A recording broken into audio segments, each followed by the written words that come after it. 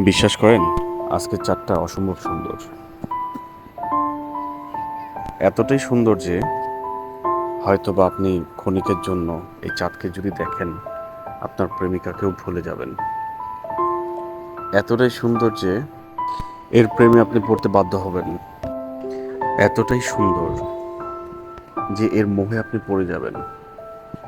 এতটাই সুন্দর যে হাজারো মেঘ তাকে ঘিরে থাকা সত্ত্বেও আপনি তাকে দেখার জন্য ব্যাকুল হয়ে থাকবেন।